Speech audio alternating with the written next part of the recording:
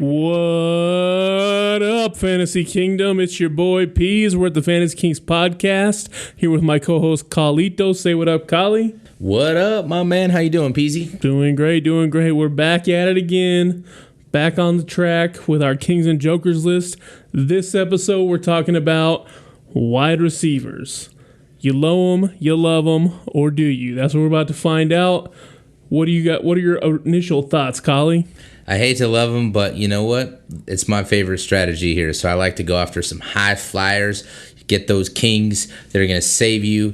They're going to win it for you. They're going to do everything for you. And I'm going to start with an easy pick for me. With my first king of the draft, it's going to be Jamar Chase. He's going as wide receiver number 2. For me, I think he's going to be wide receiver 1.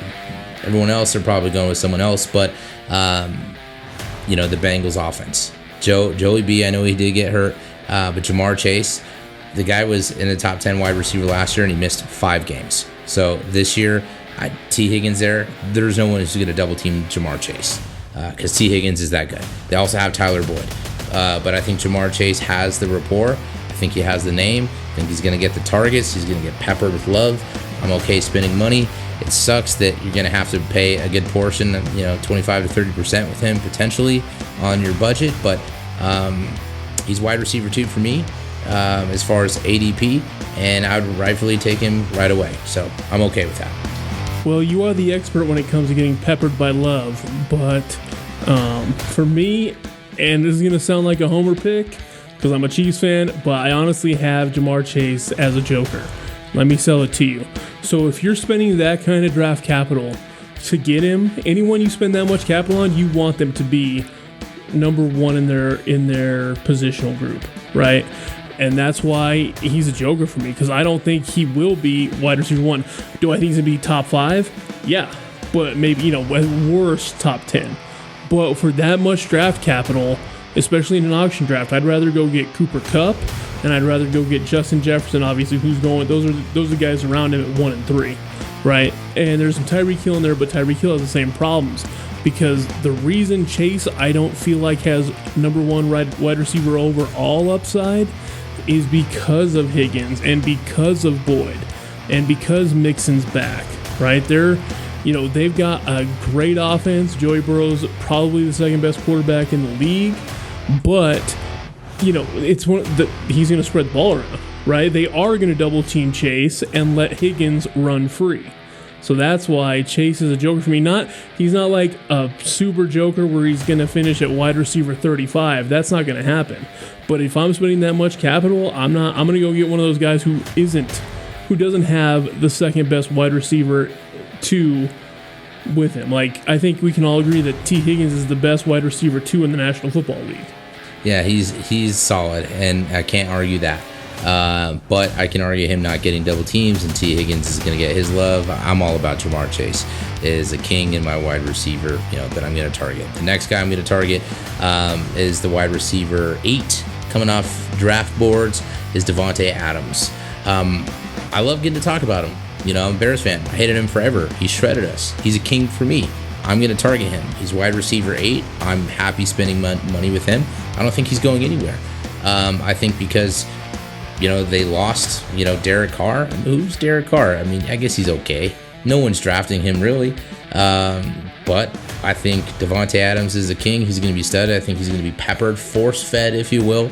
And I think you will, get somewhat, you'll have to pay for it. But I'm okay if he ends up being your wide receiver 1, no problem.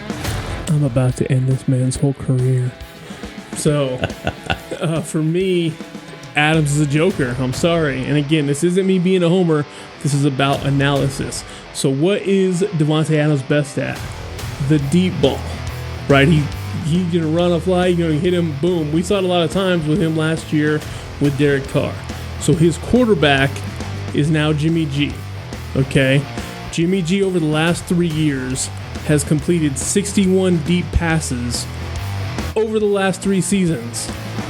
And that's passes over 20 yards. In the last 3 seasons, Jimmy G has 4 touchdowns that have traveled over 20 yards. Jimmy G is the master of dinking and dunking with a lot of weapons. Josh Jacobs hasn't signed yet. Darren Waller's gone. Devontae Adams is the only weapon. So he is a joker for me, and he's someone I am staying away from. Plus, he pushed some guy innocently at the Chiefs game last year. Hey, he was resolved of that. I mean, the situation's behind him, but you did say that they have no one but him, so he's a true number one for me. I'm happy to take him. Who do you have as a king? All right, so my king is going to be the sun god, Amon-Ra St. Brown. He's coming in at wide receiver number 9 right now, and honestly, he's got wide receiver 1 upside. You know, Jared Goff is no slouch. Like, he had a great year last year. They retained their offensive coordinator. He had a great year last year. And, I mean, I think the Detroit offense, I'm going to be getting a lot of shares of the Detroit offense. And it all starts with Amon-Ra St. Brown. He's primed for another great season, another year in that system. I think it's going to make all the difference. I can honestly see Amon-Ra finishing at wide receiver 1. You know, it's great because you sound intelligent, and I'm going to agree with you there. Everything you said was just spitting facts. I mean, he finished last year as wide receiver 7. This is his 3rd year in the league. He's only got better. He's going to have more time with Jared Goff. I think that offense is going to be good. Do I think that they're going to get to the Super Bowl good? I don't know, but I think they're going to be scoring points. And absolutely. I'm definitely going to be on that train with you. They're going to be scoring points, so I'm looking to get as many shares. I did reference earlier when we were talking about running backs. There's one guy that I wasn't high on, but I know that they're still going to be throwing. So I'm going to agree with you. He's a king. He's a stud. If you can get him as your wide receiver 1, I'm happy to pay. Perfect. All right, now another king that I've got is going to be Chris Olave. And again, the reason for Chris Olave, he had an excellent rookie season with utter nonsense at quarterback. The Saints were, they had Jameis out there calling plays that don't exist. Then he gets hurt. I mean, he was just Taysom Hill. There was a lot going on, and Olave was still putting up numbers. Now, with Derek Carr there, I do have evidence of Derek Carr supporting a top 10 wide receiver more than once. Derek Carr is a solid quarterback, and I really think Chris Olave is going to have an opportunity to shine. I don't think he has wide receiver 1 upside. He's at wide receiver 12, but I do think he can finish top 5, top 6, no problem, because he will be getting peppered with targets. I'm going to have to agree with you there. I mean, if you're saying he's wide receiver 12, then that means he's a wide receiver 1 on someone's team, which I don't believe. So you disagree? You think he's a joker? I do disagree. I think he's a joker there. Thank you for correcting me there. Is he good? Yes. Is he going to get some love and some attention from Derek Carr? Yes. But you know what? I'm going to take a wild take here. I think Michael Thomas has just pissed people off for years. He's like the guy who just gets injured. And I think when people are down on him, I think he's going to show up this year. So I think there's going to be some games where Chris Olave might just go off, but I think he's going to have more games where he's just kind of average and not worth the price, especially if he's going as wide receiver 12.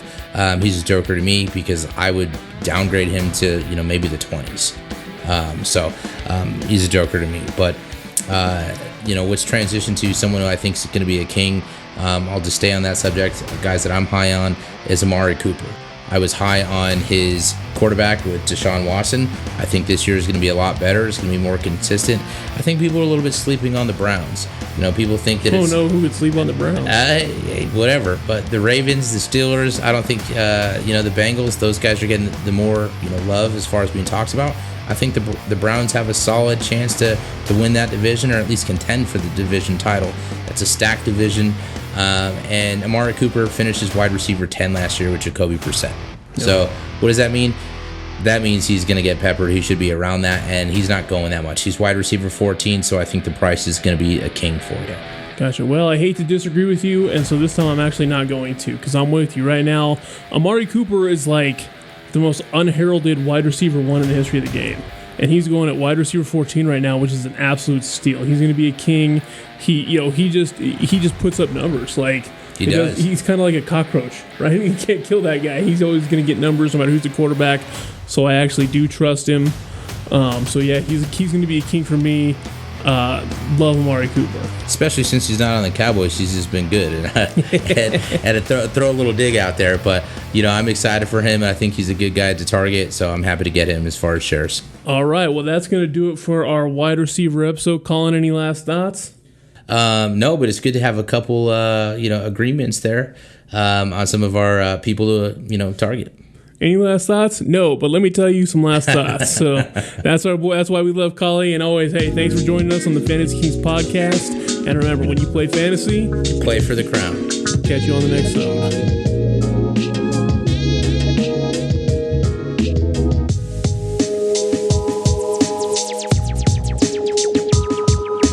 Thanks for listening to this episode of Fantasy Football Kings.